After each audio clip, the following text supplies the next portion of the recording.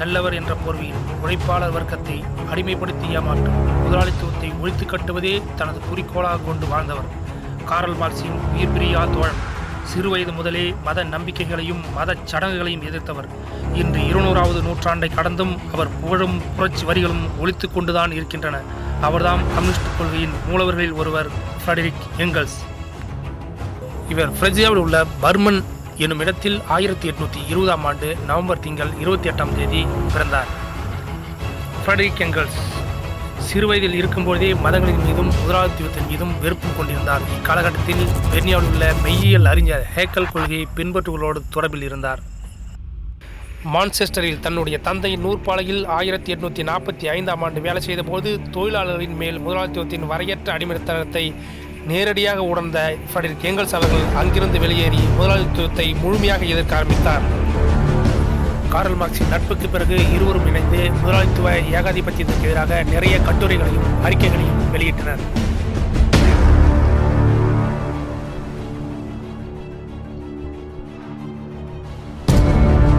Communist manifesto என்னும் பொதுவுடைமை அறிக்கையை 1847-48 காலவாக்கில் Frederick எங்கல்ஸும் curl மார்க்ஸும் சேர்ந்தே வெளியிட்டனர்.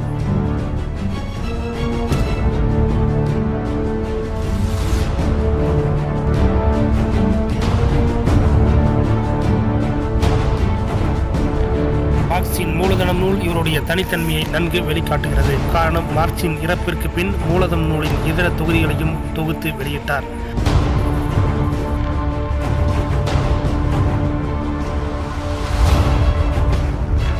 ஆயிரத்தி 1878 இவர் எழுதிய டூரிங்க்கு மறுப்பு புத்தகம் வெளியாயிற்று. தத்துவ விஞ்ஞானம், இயற்கை விஞ்ஞானம் மற்றும் சமூக விஞ்ஞான துறைகளில் மிகவும் முக்கியமான பிரச்சனைகளை இப்புத்தகம் ஆராய்கிறது என்று பின்னாளில் லெனின் எழுதினார்.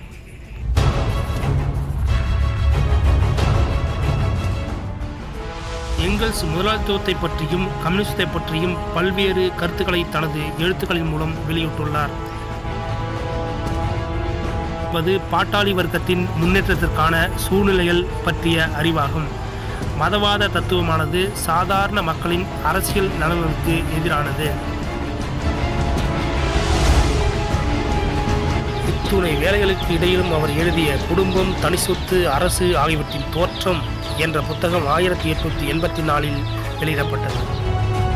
தன் வாழ்க்கை என்னவாகுமோ என்ற பயத்தையும் வேலை பாதுகாப்பின்மையும் தொழிலாளிகளுக்கு முதலாளித்துவ போக்கு உருவாக்கியுள்ளது. எங்கெல்லாம் புரட்சிகர குமுறல் இருக்கிறதோ அங்கெல்லாம் பின்னணியில் சமுதாய தேவை இருந்தே தீரும் என்பதை ஃப்ரெட்ரிக் எங்கல்ஸ் தீர்க்கமாக நம்பினார்.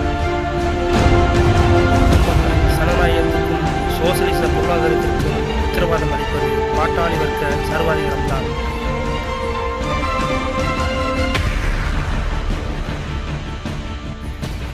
தனது இந்த மனித பிறப்பு மற்றவர்களின் நலனுக்காகவே என்று வாழ்ந்த எங்கல்ஸ் 1895ஆம் ஆண்டு ஆகஸ்ட் 5ஆம் நாள் எங்கல்ஸ் மறைந்தாலும் அவரின் புரட்சி குரல் இன்றளவும் புத்துயிரோடு தான் வலம் வந்து கொண்டிருக்கின்றது. தானும் மார்க்சும் தேர்ந்தெடுத்த பாதை சரியானதென்றும் எங்களின் இந்த லட்சியத்திற்கு மகத்தான எதிர்காலம் காத்திருக்கிறது என்று நம்பிய எங்கல்ஸின் வாழ்க்கை போற்றத்தக்கதே. அவரின் 200வது பிறந்த நாளை கம்யூனிச அறிக்கை தினமாக கொண்டாடுவோம்.